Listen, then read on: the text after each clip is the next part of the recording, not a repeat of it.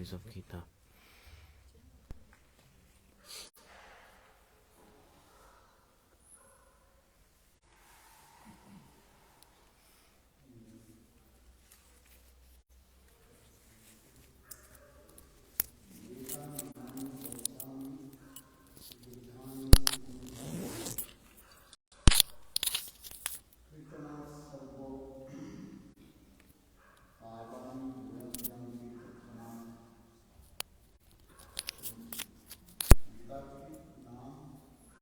The names of Gita.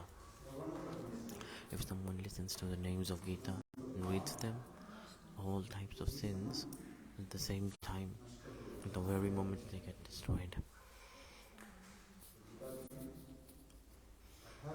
There are 18 names of Bhagavad-gita.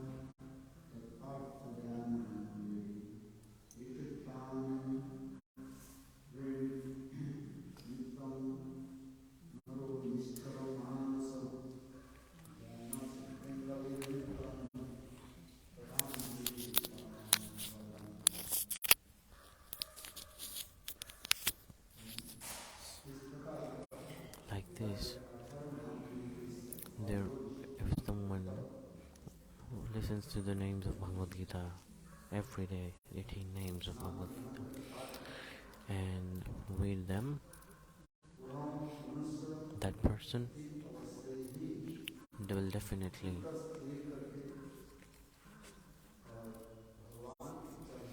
his mind will never be disturbed, and his mind and consciousness will always be absorbed in the lotus feet of Krishna, and he will receive service.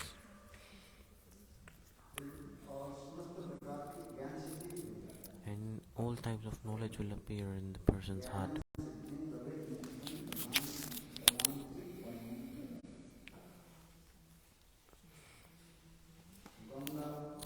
Ganga, Gita. What is the first name? Gita. First name is Ganga. Second name is Gita. Ganga, Gita, Savitri, Sida, Sata, Pativrata, Brahma Vriddha, Trisananda, Mukti Dehi,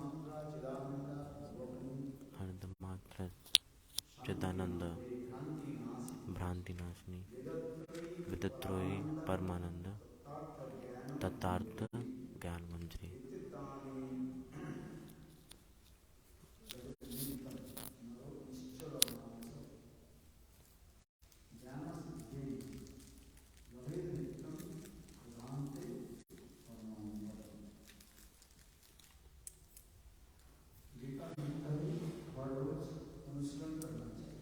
Every day you should try to read the names of Bhagavad-gita.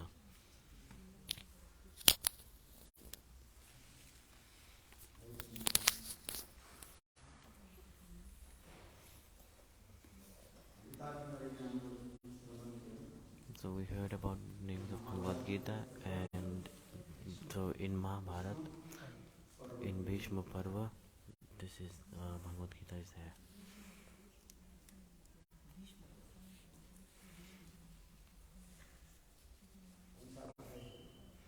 Which chapter?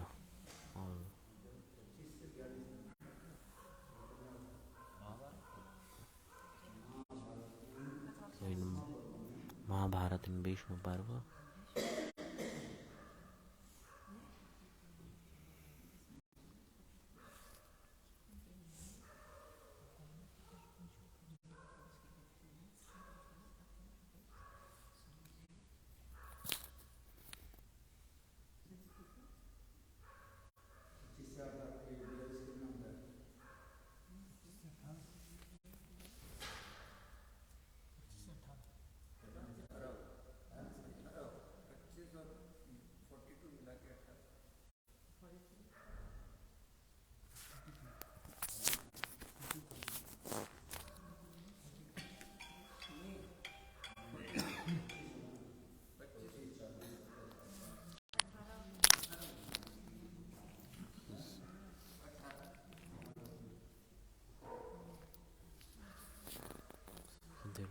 chapters in Bhagavad Gita.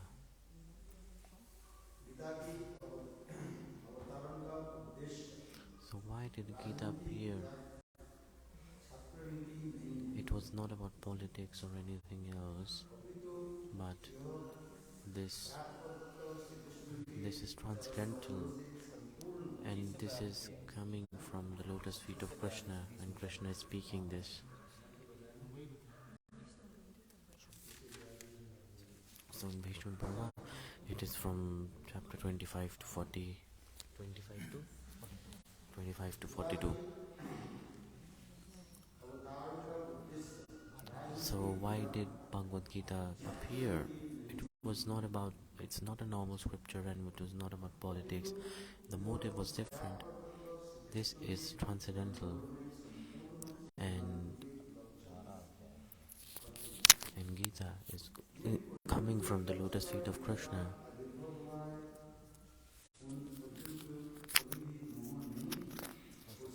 So the people who understand Gita properly, they will never be attached to this material world.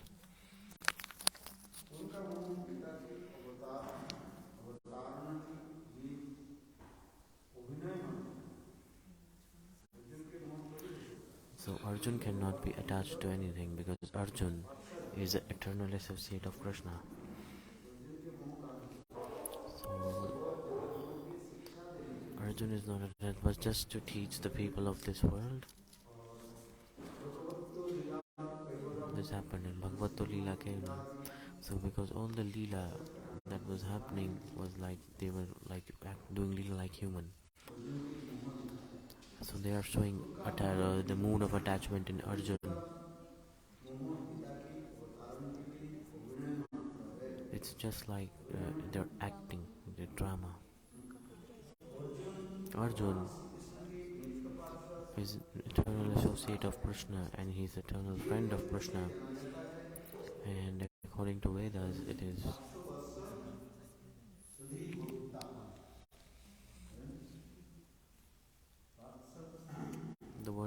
the meaning of the word Parth.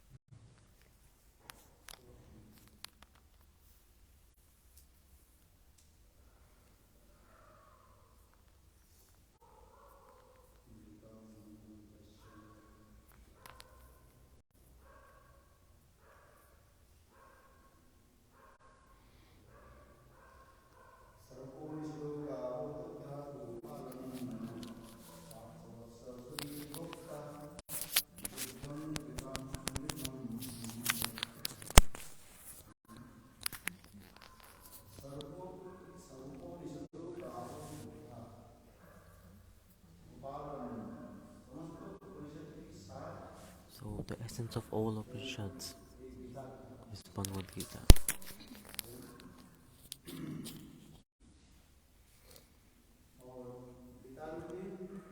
And Gita is like compared to a calf, where it's compared to a cow. And Krishna is taking the milk from that cow, and Arjun is a calf. And who is drinking the milk? Who is drinking the milk? Like the people who are knowledgeable, who are making the right choices. They are drinking the nectar of Bhagavad Gita. They are open to it and they are welcoming it.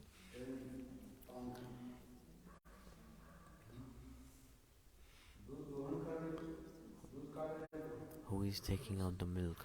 Krishna.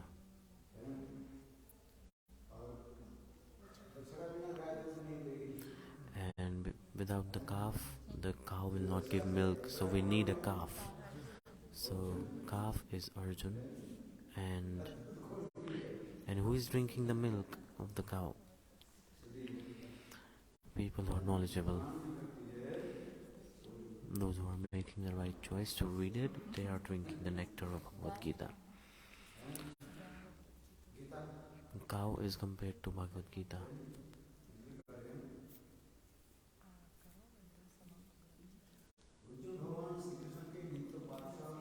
Arjun is eternal associate and very close friend of Krishna, and with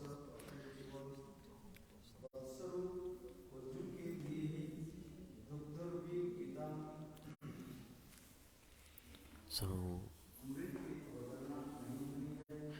Bhagavad Gita's manifestation is not only for Arjun. Krishna himself said,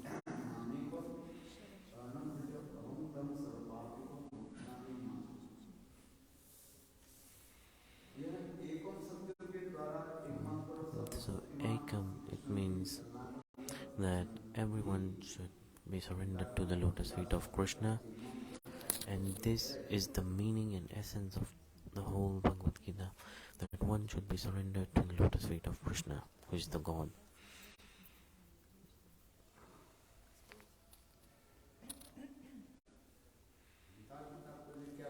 What is the Gita?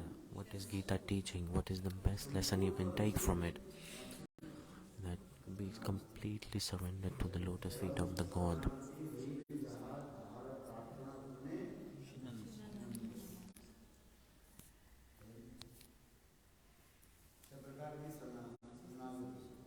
There are 6 types of sharanagati: anukulya, sampalta, pratit.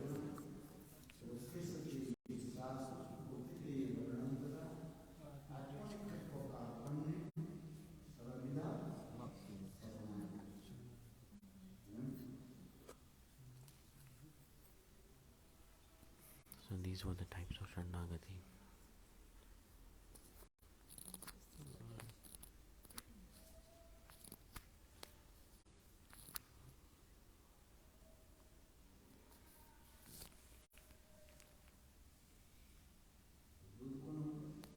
So what is the milk?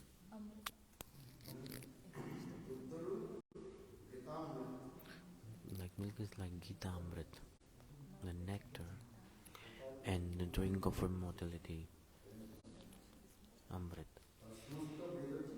And it is the essence of all Vedas, all scriptures. So they're taking the milk out from the cow, and that is the nectar, the drink of immortality, and that is Bhagavad Gita. And without a calf, if there is no calf, then the cow will never give milk. So we need a calf. So we need Arjun. So Arjun was the medium through which Krishna manifested this beautiful Bhagavad Gita.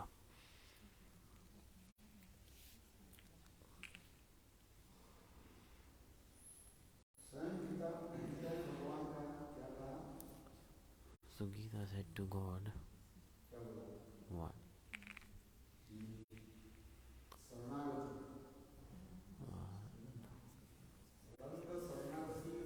The topmost lesson from Gita you can get is surrender to lotus feet of Krishna.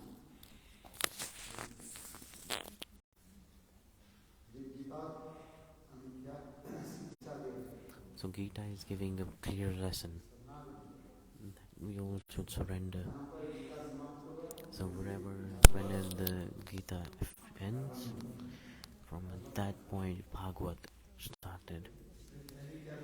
So first what you should do, you should read Bhagavad Gita before listening to Bhagavatam. So that's why it is explained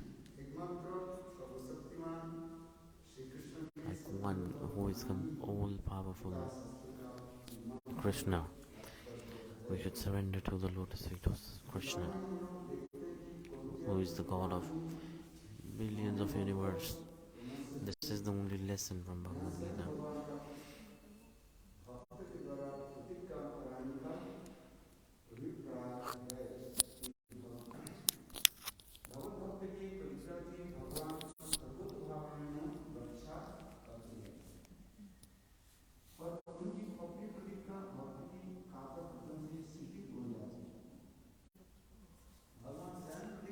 Krishna is making a vow and making a promise to protect his devotees. That, that through Arjun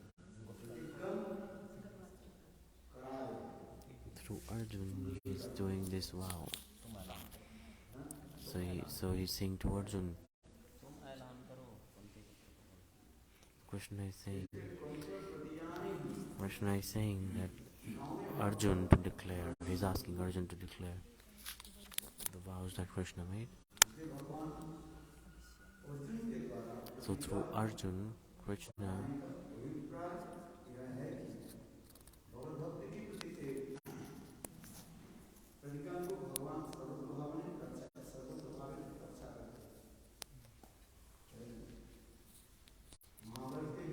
so in the battle of Mahabharata, what did Krishna say?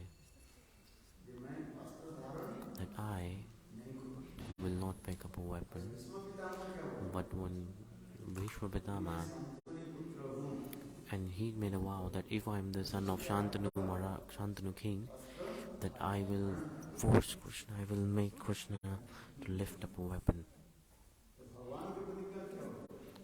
But so the vow of Krishna, it broke. He picked up a weapon in the war.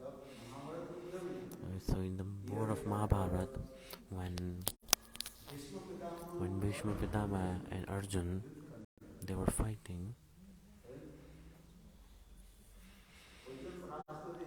Arjun was about to be defeated. So Bhishma PItamaha, he's firing such powerful arrows that Arjun was unable to tolerate or give a response to his arrows. So Krishna, what did he do? He's driving the chariot, so he's making the chariot jump to dodge the arrows of Bhishma.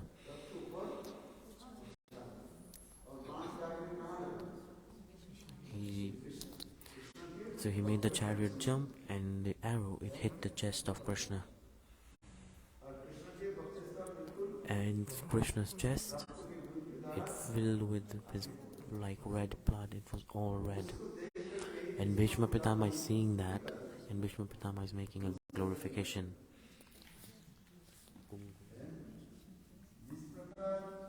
Like when Krishna in Vrindavan, when he's with gopis, the kumkum that is on the chest of gopis, and the same kumkum gets applied, the red powder gets applied on the chest of Krishna. So he's making this glorification. This is the glorification of Shringaras.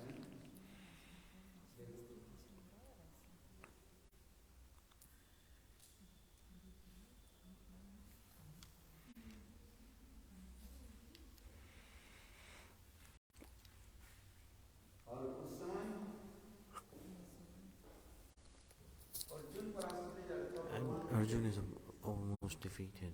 He's about to be defeated. So what did Krishna do? He jumped out from the chariot. He broke a wheel from the chariot, and he picked up the wheel, and he was running towards Bhishma PItamaha to kill him. And at that time, Bhishma PItamaha stopped the fighting.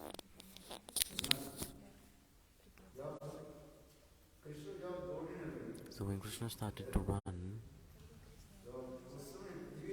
at that time the earth was like moving, it was completely moving. So Krishna was so angry, he picked up the wheel of the chariot and he was running towards Bhishma PItamaha to kill him. At that time earth, it was a disaster about to come on earth. And the yellow dress, the yellow armor of Krishna, it fell down on the ground. So it was shaking heavily. So when Krishna was so angry and walking heavily on the earth, so who was holding the earth on head? Baladeva Prabhu in form of Krishna was holding the earth. Otherwise the earth would have destroyed.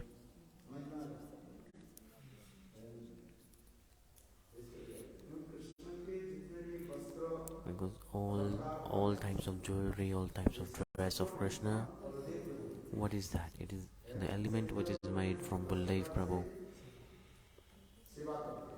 So Baladeva Prabhu is doing services in 10 ways.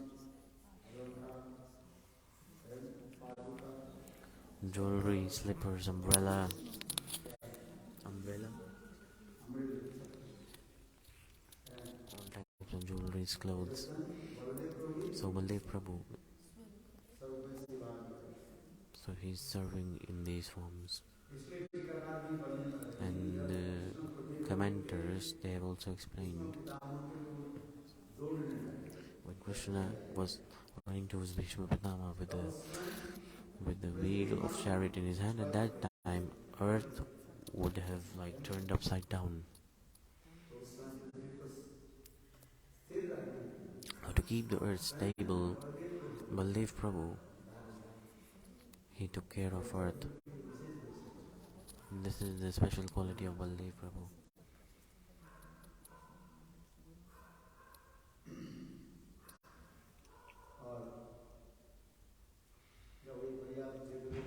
So when Krishna was running with the wheel, what did Arjun say? Like, this is not the right thing to do. So this all has been explained in Gita. So Krishna is saying,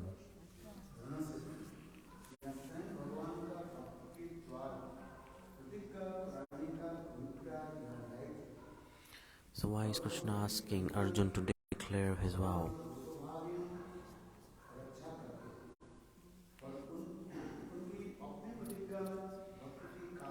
So Krishna breaks his own vow, but he never breaks the vow that he is making to a devotee. And he made the vow to devotee that he will protect his devotee.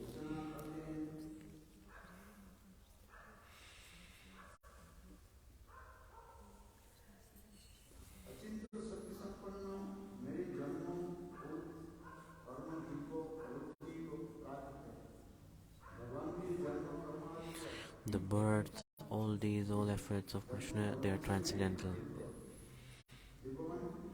All the karmas, all the birth, they are transcendental.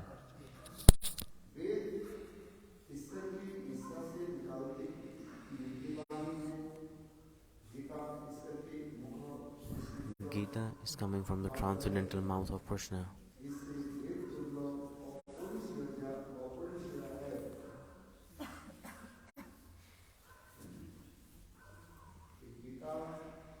This Gita is apurusha, like this has not been written by any man. Some people say that Gita has been written by an ordinary person. Some people say that, but Gita is coming from the transcendental mouth of Krishna. Vacha means bolna, like speaking. Krishna is speaking himself. Some people say God has no form, but how they are saying it, what proof do they have? And God has no form, so how can he speak? So Krishna has a form, so that's why he's speaking. Like Krishna has no legs, so how can he walk? People say the God has no form, so there are no eyes, but God is always watching. What is meaning?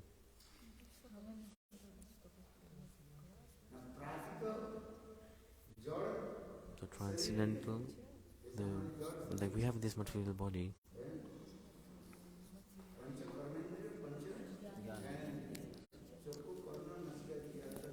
So 5 senses, and it is made with 5 elements. The body is made with 5 elements, and we have legs, we have hands, and this all is material. But the body of Krishna and his senses, they all are transcendental. It is not material, they are transcendental.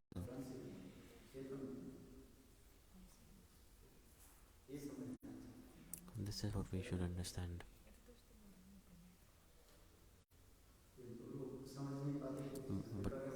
But people don't understand. They're saying, Krishna, how can Krishna dance?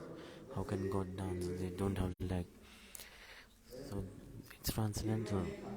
For example, a person does not eat in the morning and still he's getting fat. So what time does he eat? He's definitely eating at night.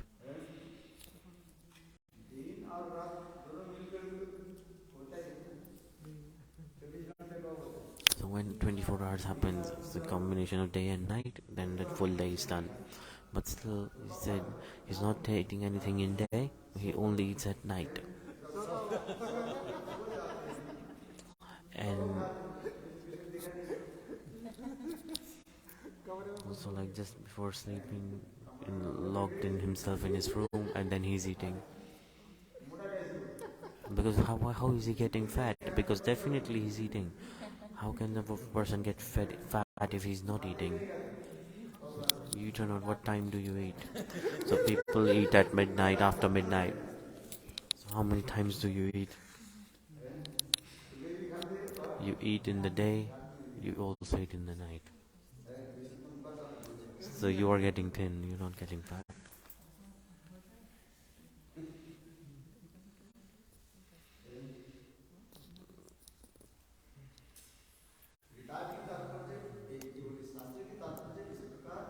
The essence. So this is how we should understand scriptures. They are transcendental. Bhagavad-gita is transcendental.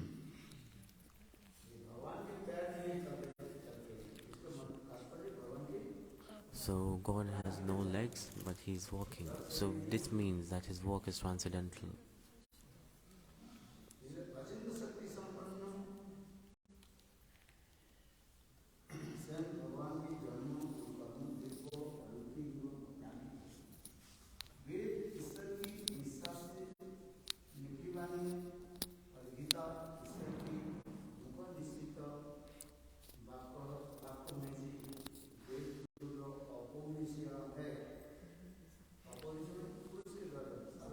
And no ordinary man has not written Bhagavad-gita. That Bhagavad-gita is coming from the lotus mouth of Krishna. Krishna is speaking himself. In Gita, Krishna is the speaker.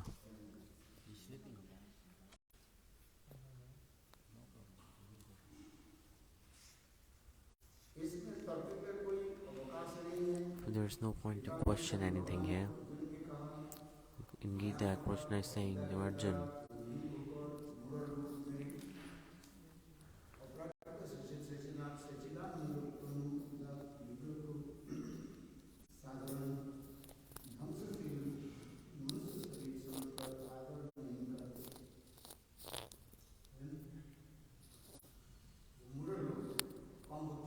the people who have less knowledgeable person, they.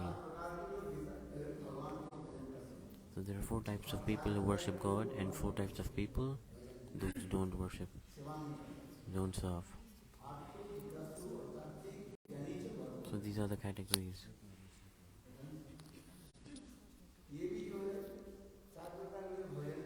So there are four types of people. Artha, it means the sad, because of sadness they're feeling pain in this material world. That's why they're worshipping. Artha. And Jagasso, it's like they're always curious. Artharti, like for sense gratification and that stuff. And Gyani, knowledgeable, like those who want to attain knowledge just to increase their knowledge. They are studying scriptures. So these are the four types. But so all of these four people who are practicing this worship, they're not making any sukriti. So these four types of people, they have no sukriti. They're not making any sukriti. Do you know what sukriti is? So a person who's not collecting sukriti is not bhajan. He's not doing bhajan.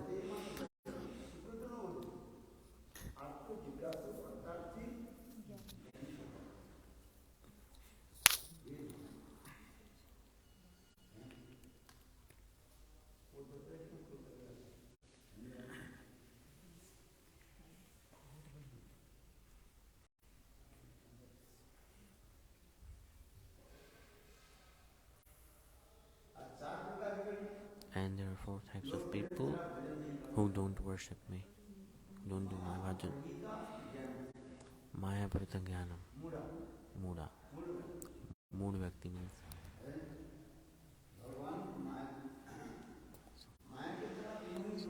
So they get attracted by Maya, and because of that they're not doing any bhajan. And second category people are just worshipping demigods, demigoddesses. That's why it is explained.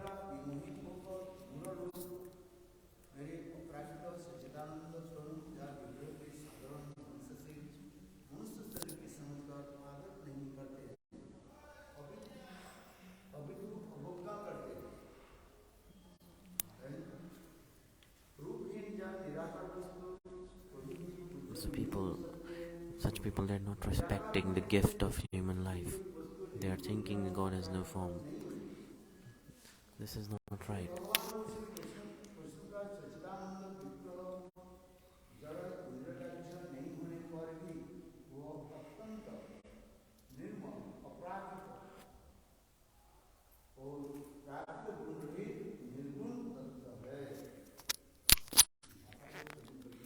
This language is very hard. So God and pure devotees of the God, their body, their vigra, it's transcendental. It's Sajidananda.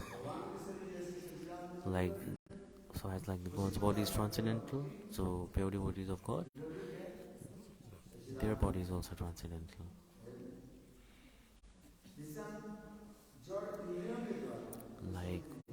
But with our senses and material perception, we cannot understand it. God is saying, and I'm also saying it.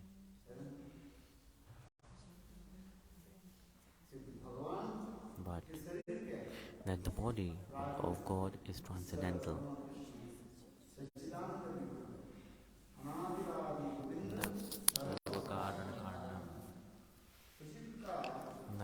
Exactly like that, the pure devotees of the Lord, their body is also transcendental.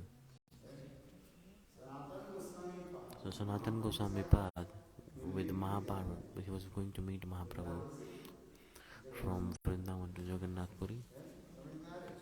You understand? Sanatana Goswami from Vrindavan, he was going to Jagannath Puri from Vrindavan.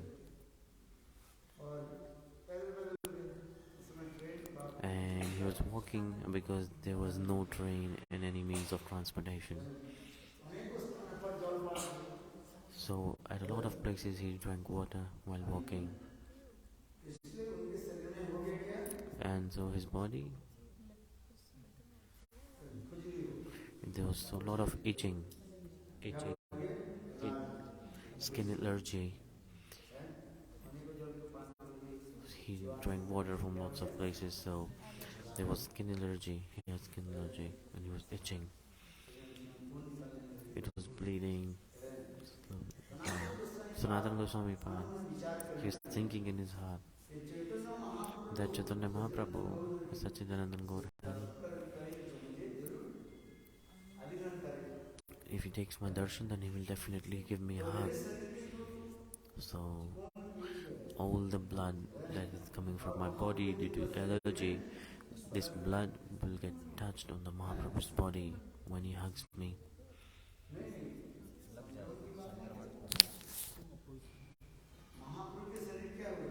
So Mahaprabhu's body will get dirty with my blood. If Mahaprabhu gives me a hug on seeing me,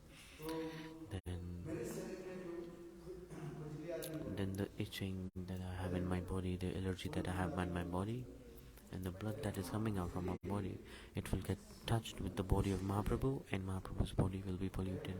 It will get dirty. So he was thinking like this, and he started to think that don't go near him, I will take darshan of him from far away. So this is what he decided. And the second thing that he thought was then what is the use of this body if I'm not doing any bhajan with this body? So I will surrender myself into the field of the chariot of Jagannath, and I will kill myself under the chariot of Jagannath. So Sanatana Goswami Pad, when he reached there, Mahaprabhu, suddenly he said this thing. He said, Sarup Damodar, look, here is a person who wants to steal my wealth. So which word did he use? That he wants to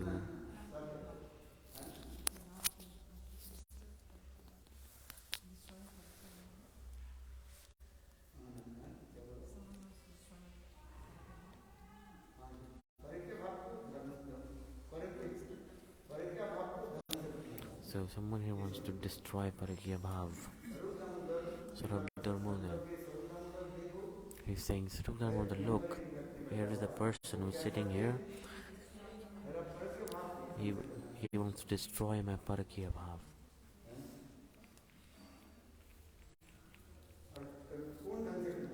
And who wants to destroy?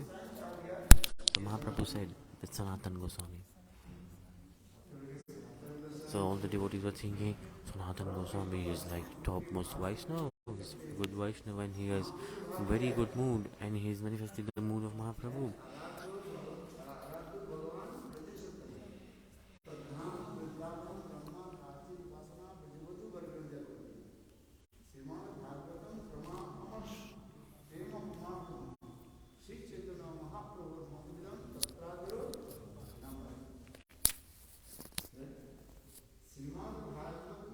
In Srimad-Bhagavatam, what is explained?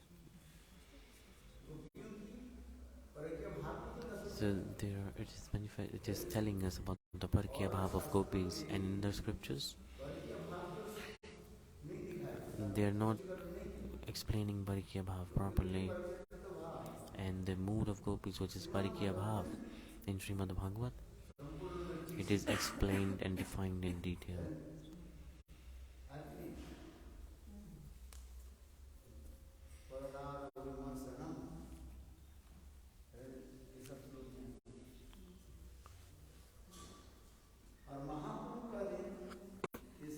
Mahaprabhu is saying that Sanatana Goswami path is about to come to destroy my Parakya Bhav.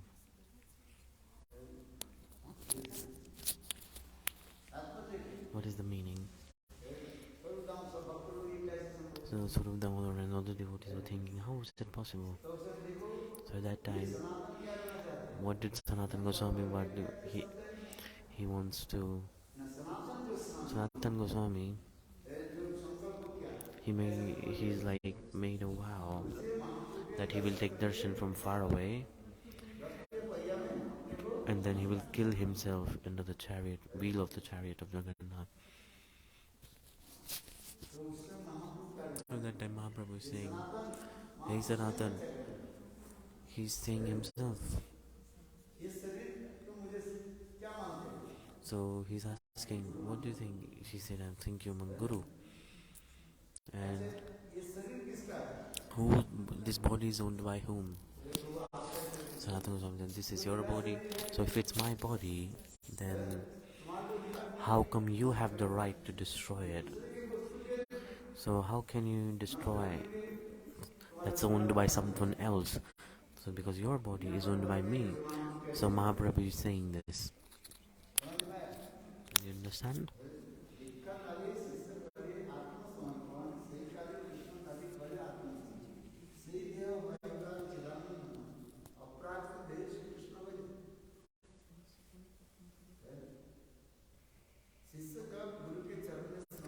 When disciples, they are surrendered to the lotus feet of Guru, at that time their body is owned by Guru. It's owned by Krishna. So it's not your body. So it's owned by someone else. Whose this body is? Who's the owner of this body? because you have surrendered it to Krishna. So this is the body of Krishna. How come you have the right to destroy it? Sanatana Goswami is thinking that he will commit suicide and kill himself. And Mahaprabhu is saying that this is not your body. You have surrendered to me and this is my body. So like you have offered 1 rupees here on the table, in the donation box you have put 1 rupee. You cannot take that rupee back from that donation box.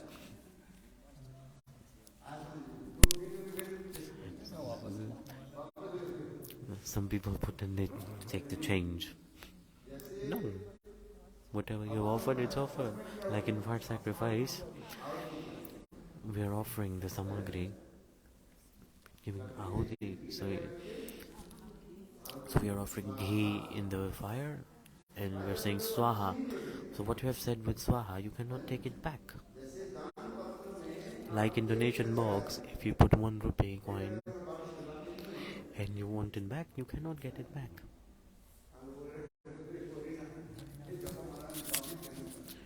Yesterday I gave Harimam to someone and they wanted to give me Japamala back.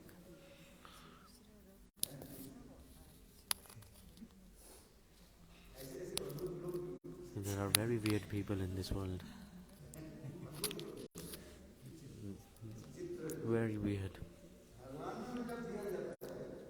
So when you are offered something to God, it's not good to take it back. You can't take it back. What did I say?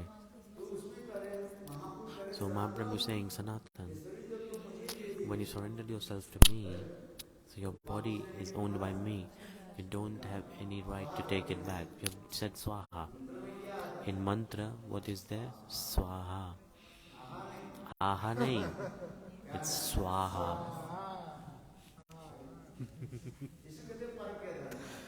This is the wealth of Parakiya Bhava. This is the wealth owned by someone else. Parakiya means like owned by someone else. Like the wealth of someone else. So you have surrendered it, so that is owned by them, not you. So this is a very beautiful learning Mahaprabhu is expressing here. And Sanatana Goswami Pad, he's thinking Mahaprabhu will hug me there for sure, and the blood and the disease that I have, the allergy that I have, it will touch with the transcendental body of Mahaprabhu, and Mahaprabhu's body will get dirty. This is his mood.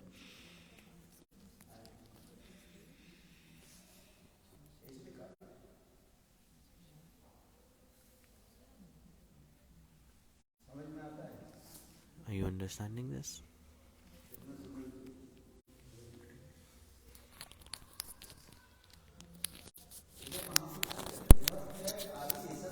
So Mahaprabhu said, so this suicide and the desire to kill yourself, this is tamogun, bad quality. So people commit suicide. Krishna has given you this body. Why has he given you? To do bhajan and do seva. Mahaprabhu is saying, if you commit suicide, then you don't die in Krishna. So if you die and you attain Lord, Mahaprabhu said, if this is true, then I will die 100 times.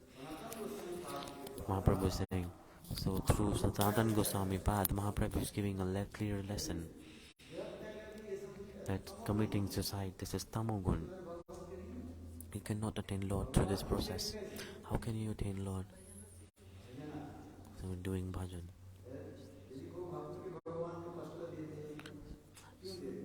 So Krishna is giving troubles to his devotees, pain, so that they proceed in developing the process. There are 2 reasons. One is that they're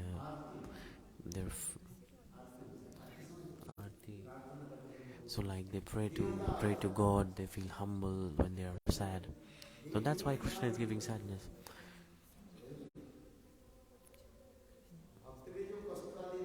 So the devotees, they are suffering. It's not their karma.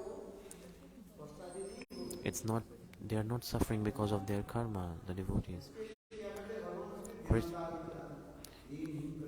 to make the devotee humble, and to Krishna wants to keep his devotees close. That's why he's doing this. The sadness and troubles that are coming in devotees' life is not because of their karmas.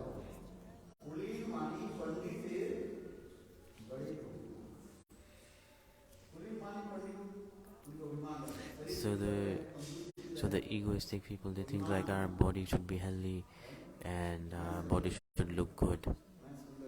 I am beautiful. This is ego. In that ego, you cannot do bhajan. So you have to give up this kind of ego.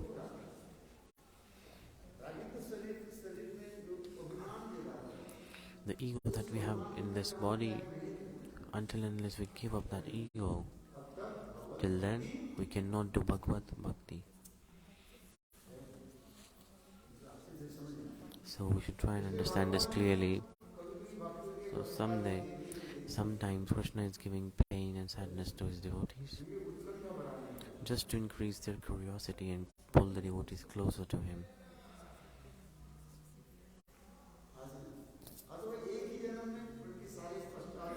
So Krishna is giving all the problems, everything in one life.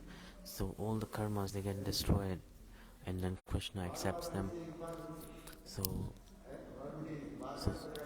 it's like you're fighting again and again in the house. Just fight for once and call it once and done.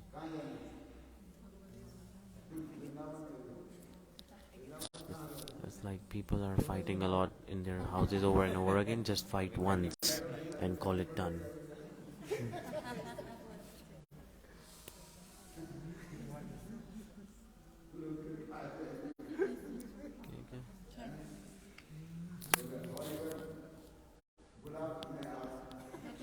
So people say, call me once more, I'm coming. No.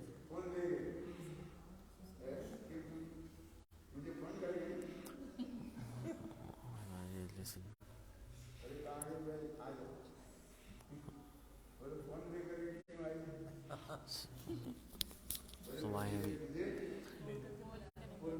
So why have you brought phone to Vrindavan? The wife brought her phone, and they were asking, why did you bring your phone? He said, my husband will call me. My husband will call me, that's why I bought the phone.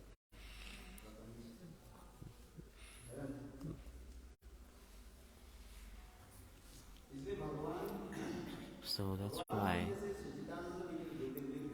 So Gurudev is writing, the body of God is transcendental, and the body of pure devotees of the Lord is also transcendental. So people who are less knowledgeable, they cannot understand and process this. So Mahaprabhu, he said to Sanatana Gosvami, and he said, he hugged Sanatan. He said, hey Sanatan, so I don't have material perception towards your body, and I don't hate your body. If I think your body is not transcendental, then Krishna will not forgive me. So Mahaprabhu hugged Sanatana Goswami Pad. So this is the teaching that's being expressed here. There's Chaitanya Charitamrita. You can study about the character of Sanatana Goswami Pad. So here Gurudev is saying,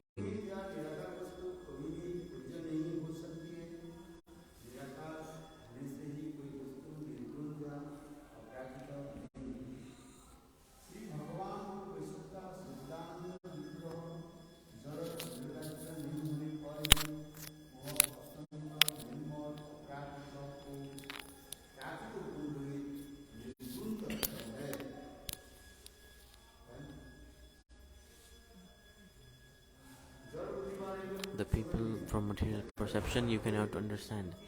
So while doing bhajan slowly and slowly, then you can realize. So Bhaktisiddhanta Prabhupada, he is making a commentary. In a sense, he has written that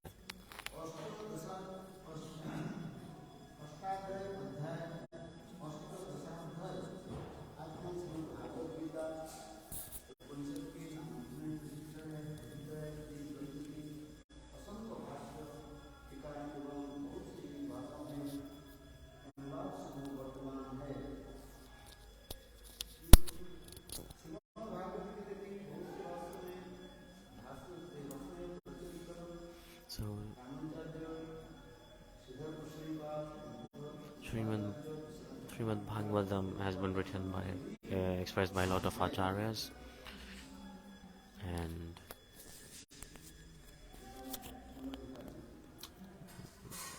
everything is very beautiful was written in Gita. So the people, why should we worship demigods and demigoddesses? So people, they're worshiping demigods and demigoddesses. Why? What is their intention? What is their motive? So in Gita you will get answer to every question.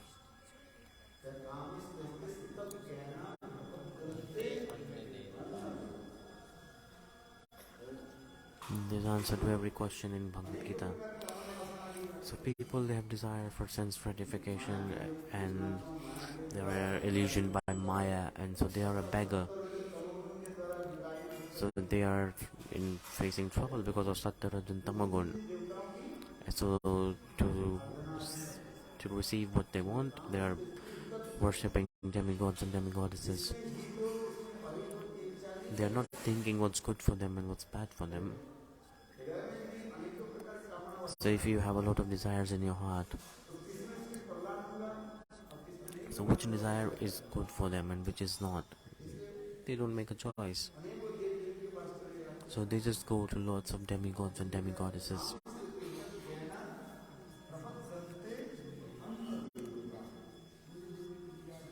So they keep worshipping demigods and demigoddesses.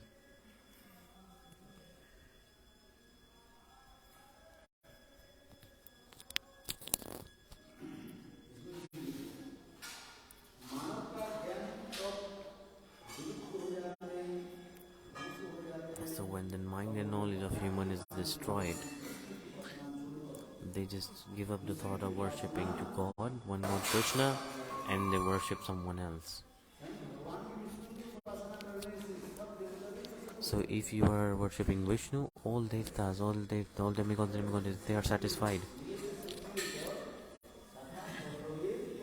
So like you are watering the tree. When the water reaches the roots of the tree, and that same water gets processed and reaches to all parts of the tree, leaf, branches, everywhere it reaches.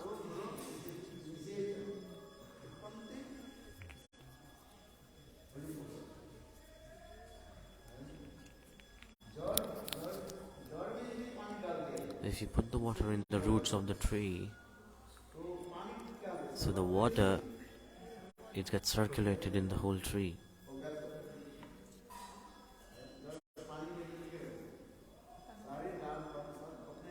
So from all branches and each and every leaf, the water goes, and then the tree is green and nice. But if you're not putting the water in the roots, and you are putting the water on the top of the leaf, and you are putting water on the branch, you're putting the water on the fruit, and that's after some time, the tree will dry. It will dry or not.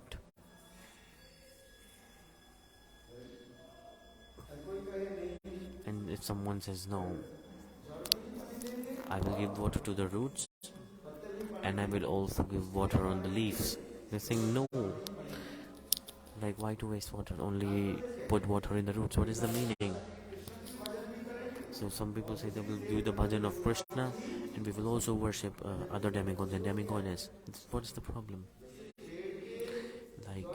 Like for example, if you're giving water in the root of the tree, and you're also throwing water on the branches and leaves of the tree,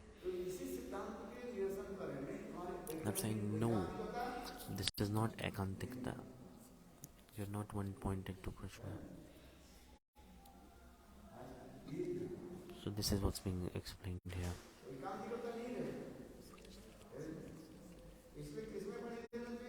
So you should always, you should put the water in the roots. So the example is given like in our mouth. If we eat food from our mouth, the food, it goes to our stomach, and then it gets processed in different organs, and then all the nutrients and things, they get processed and reach to all parts of the body.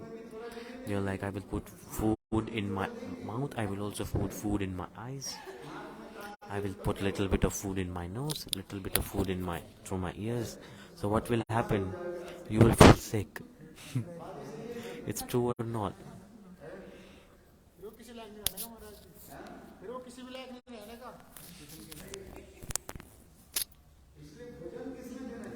So where do you put food? You put it in your mouth. If you put food in your eyes, you will go blind. So imagine putting dal, spices in your eyes. And so, for example, you're eating something, you're taking rice in your mouth and putting dal in your eyes. So you will go blind. So I'm saying this because so if someone is doing bhajan of Krishna and also worshipping other demigods and demigoddess, so what will happen? No ekantikta. You're not one pointed towards Krishna, which is be very important. So if someone who is not one pointed to Krishna, Krishna does not accept them.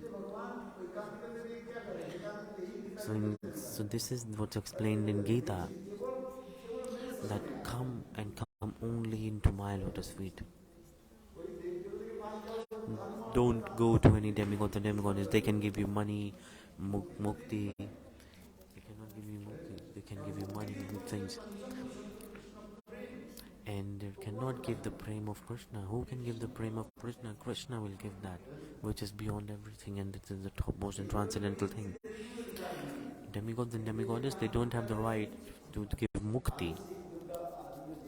So Kali, Shiv, Durga, where can they can give you three things: dharma, artha, kam.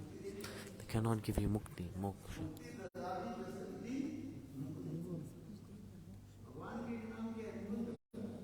So the name of Krishna is Mukunda.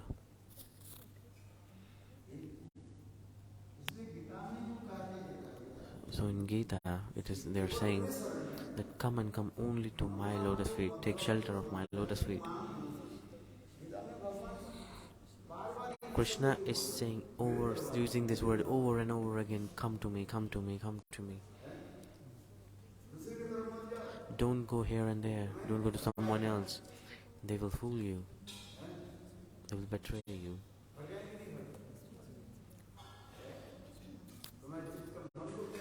So they will pollute your mind and heart. Then it will be disturbed. That's why I just said here. So over and over again, in a lot of slokas, Krishna is using this one word, this one thing.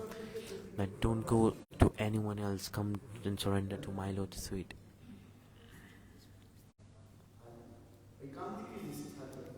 So until and unless you have ekantiki nishta, God does not accept you.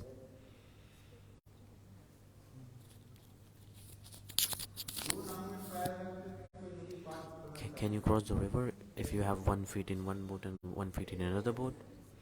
You cannot go in two boats at the same time. So like you can give respect to other demigods and demigoddess, but you should have one pointed unflinching faith in the lotus feet of Krishna. Did you understand it? Like you can. So like you're devoted to your husband and you're respecting the family of your husband. Like that. Who is Jagatpati? Who is the father of the whole universe? It's Krishna. So Krishna should be the center point.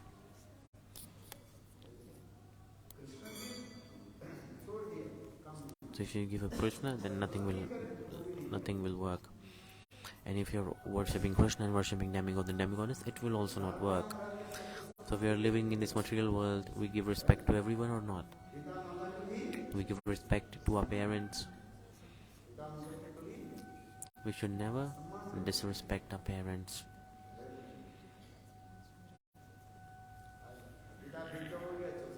So father gets old, they're like, what to do?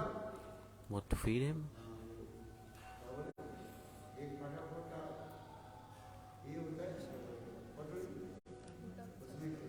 So they give a very dirty utensil to their father to eat.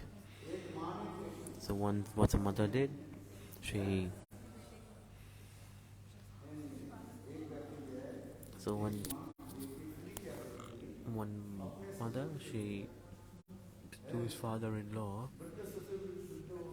Father-in-law was old, so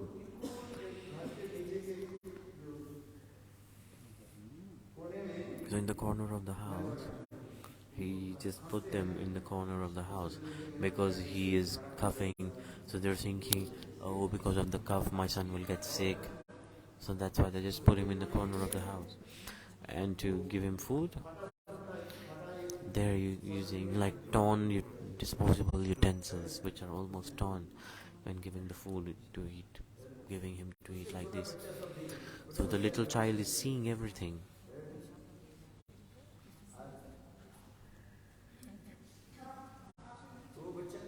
So that little child said,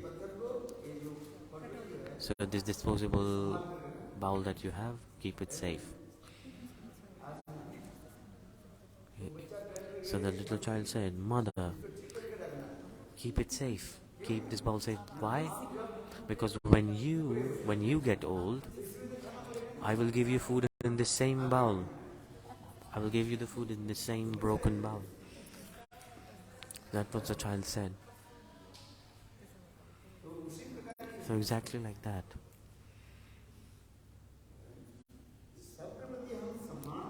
We should respect everyone.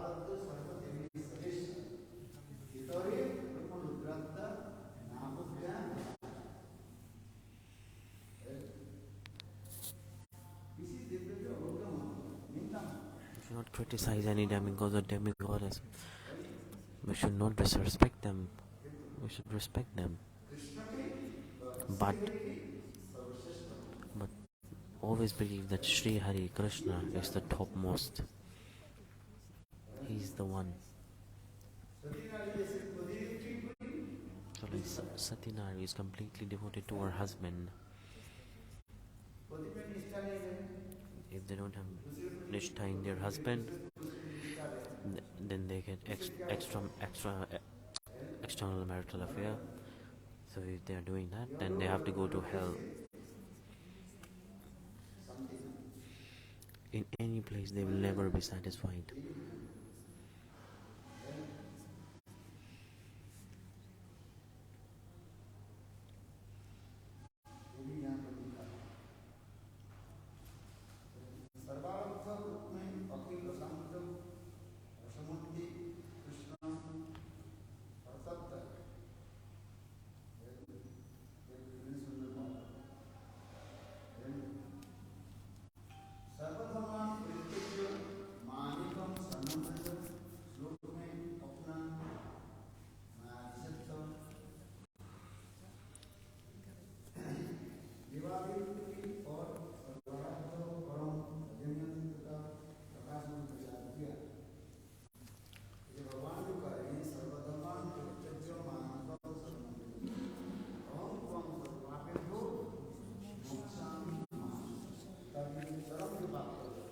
The first thing that is said in Gita, the first advice that's given,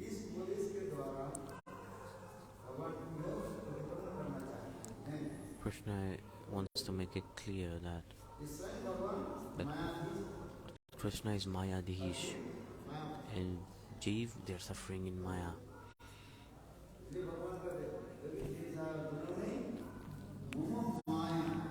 So Maya is created by him.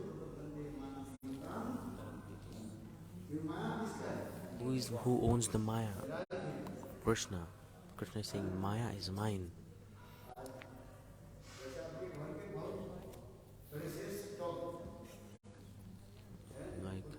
Like the dog in your house. Why have you kept the dog? If someone bad enters your house, then the dog bites them, and they're giving the advice to the dog, and the bad person will not come to house. And the same when the dog.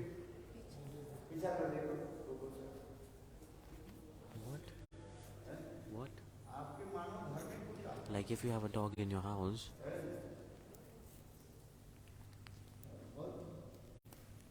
it's a very dangerous dog. There are some dogs, they are very aggressive and dangerous. Where did you learn the names of these dogs? German Shepherd and stuff. Okay.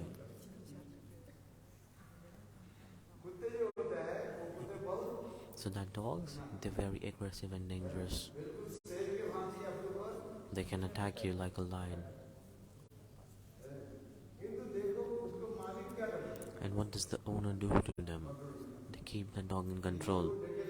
If a thief enters the house, the owner, with the signal, they let the dog know. And when they make the signal, the dog attacks. And that same owner, if the good person is coming to the house, so owner, he makes a signal to calm down the dog, and the dog doesn't do anything. And then the dog will not do anything to it, will not attack you. So this Maya is created by Krishna. So Krishna is saying, so this Devi Maya is my Maya. The people who don't do Bhagavad Bhajan, according to my signal, Maya is giving pain to Jivas. Why? Giving pain is also mercy of Krishna.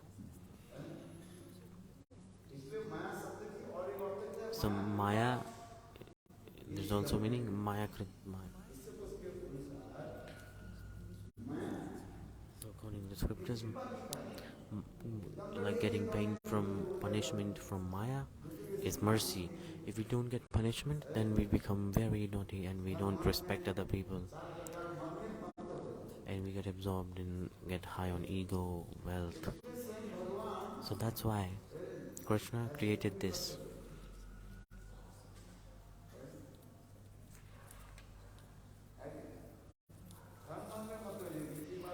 So a person who has money, who has beauty, knowledge, and they're born in a high-class family, all of them, they become naughty.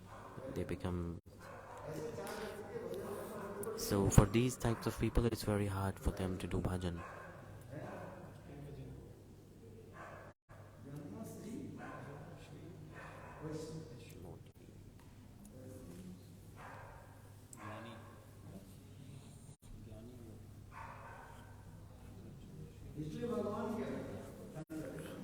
That's why Krishna is giving punishment.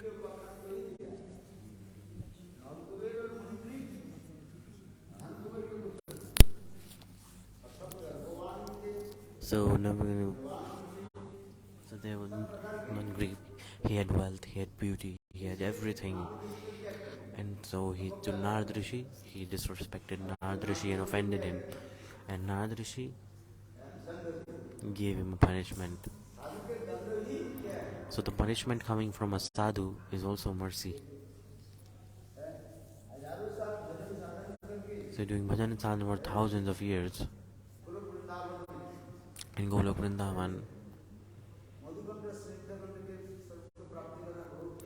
getting transcendental form in the transcendental world, it's very hard. But we are thinking it's a curse coming from Narad Rishi, it's a punishment. So Narad Rishi gave him a curse, and because of that, he became Madhukant and Snidhakant in Nitya Golok Vrindavan. He went straight away after receiving the curse.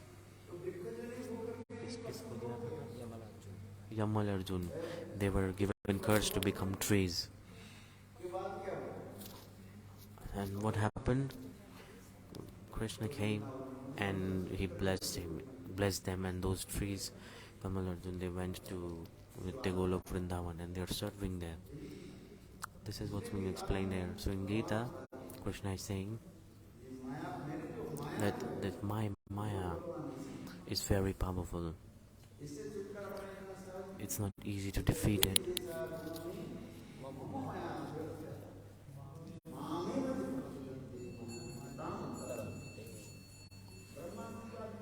Brahma, Shiv, big demigod and demigoddesses, they get illusioned and attracted by Maya.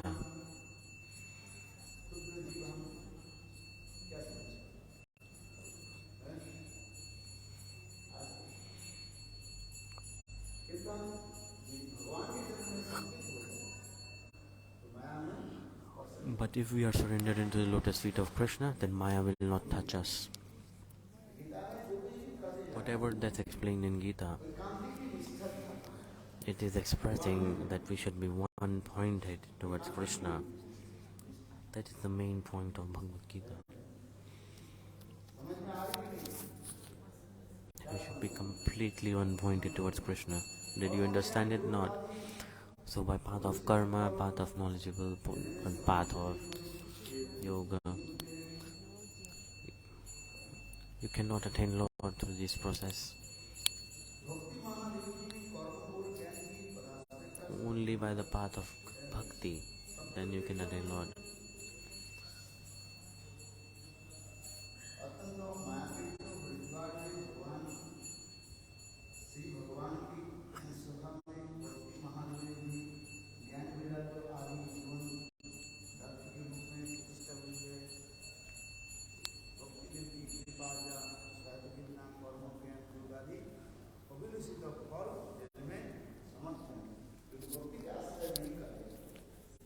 So people who are not taking shelter of bhakti, they will not get the fruits of knowledge and fruits of karma properly. So if someone is only running after knowledge, they cannot be liberated, they cannot get mukti. So what you have to do, you have to take shelter of bhakti and do bhakti.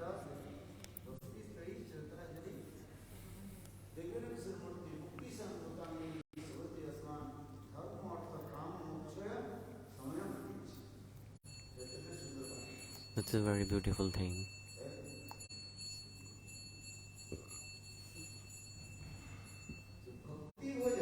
That if someone is doing bhakti,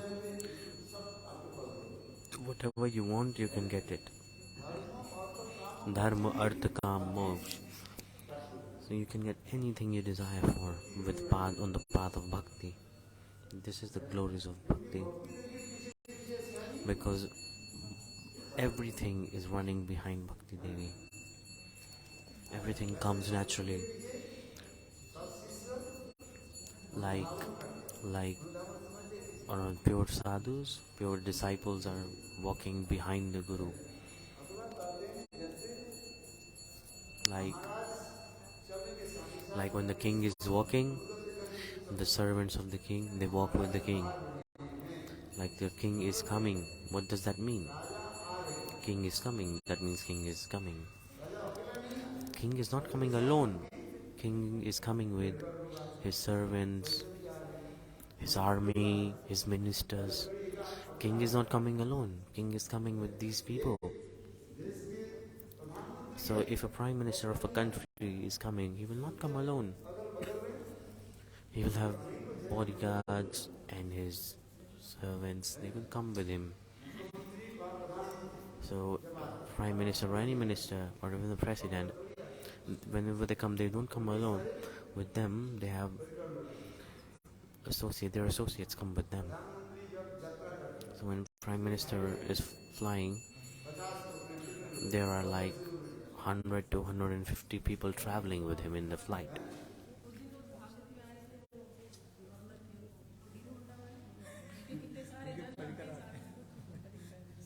So he's giving the example like there is one devotee from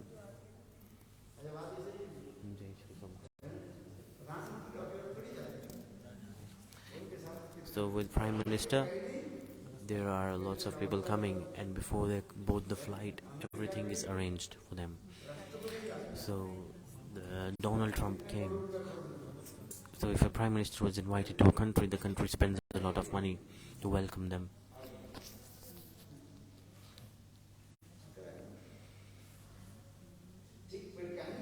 So what I'm trying to say here is, Bhakti Devi is Mahadev. So when if someone is walking on the path of bhakti, everything follows you from the behind. So the glories of Bhakti Devi. So when Bhakti Devi is walking, and the servants are ants. So ants, I'm comparing servants of Bhakti Devi. They walk with her, behind her. So scriptures are very beautiful. beautiful explanations. What is the meaning?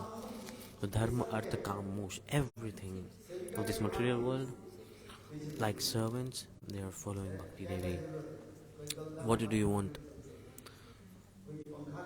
Some people walk with fires, fan. Some people is walking with fan. Someone is carrying umbrella.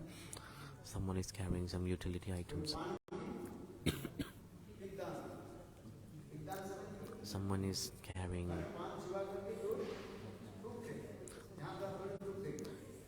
like you eat pan and you spit it out.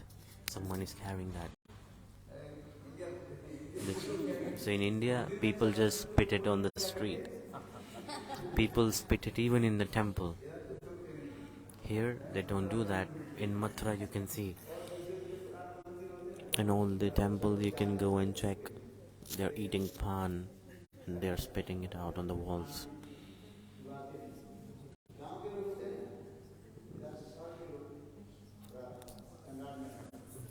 They chew pan and they throw it on the wall. They just spit it on the streets. They spit it anywhere they want.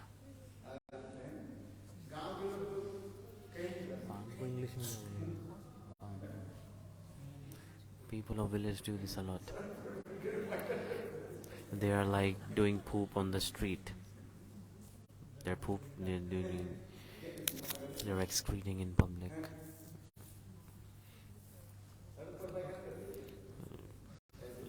They're just sitting on the street and they're excreting. So the people of village, this is what they do. So this is the difference between village and a city. What I'm trying to say is, I've seen in temple, you have to write, like you are not allowed to spit here. You have to write it in block letters and put it on the wall. Is it written in this temple? No, because everyone has knowledge, everyone is good. But when people of village, if there's temple near a village, they just come and they're like, where to spit. They just spit anywhere. And if one person spits somewhere, all the people come and they spit at the same place.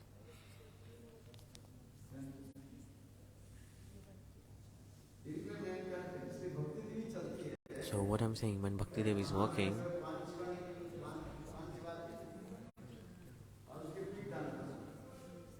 so it's like big dan, like where you collect the spit of the pan.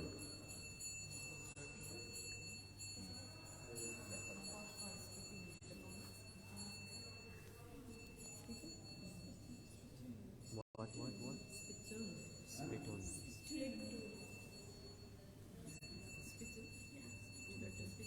Spittoon. So they're carrying a spittoon. So the time is almost up.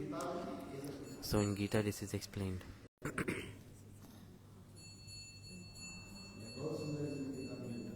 That beautiful explanation is in Gita. This is a special quality of Gita.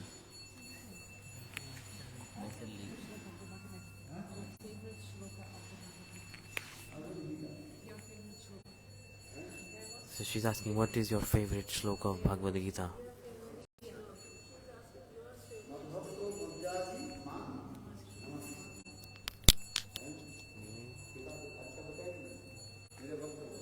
Then become my devotee.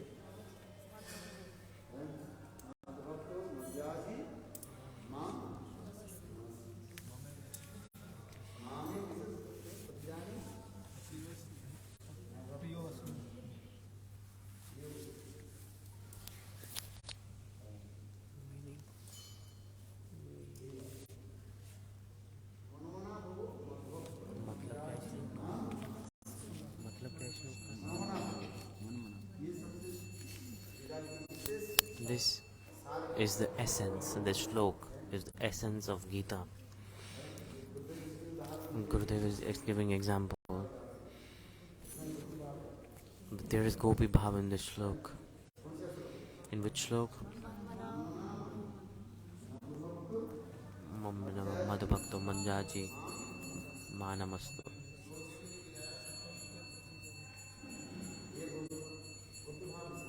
There is gopi bhava in this specific shlok. Externally you cannot see it, but internally the gopi bhava is hidden in this shlok. And Gita has everything. You have to enter the depth of it. Like in the depth of ocean, there are so many secrets. There are jewels. There are so many things. The people who are good at diving and reaching the ground of ocean, they can reach the ground of ocean and they can grab the jewels. People don't even know how to swim. How is it possible for them to even enter the ocean? They will drown and die. So what do you have to do first? First you need to learn swimming.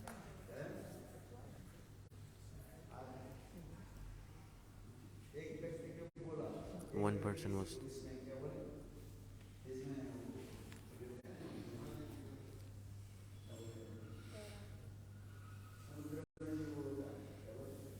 underwater diving, scuba diving, navy में, submarine में, submarine, pandu. So there's a vehicle that runs on the water, submarine. Submarine. Submarine is a vehicle which works on the. So if you don't know how to swim, then you cannot enter a submarine. So a person who is pilot, so the person who was in the interview responded, okay, the person who is sitting in the flight, do they know how to fly? Why are you asking me to learn swimming? So in Air Force exams, if they want to enter that, do they ask if you know how to fly? So in Air Force, do I have to learn how to fly?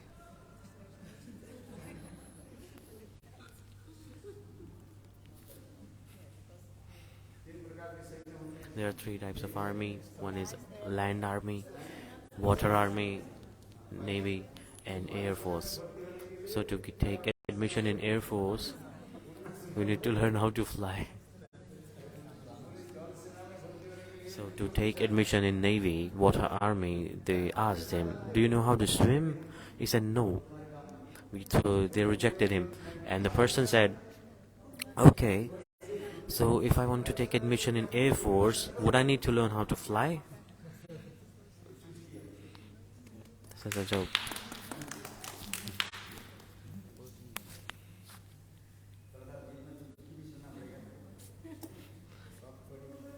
In the middle, it's important to make some jokes, otherwise you will get bored.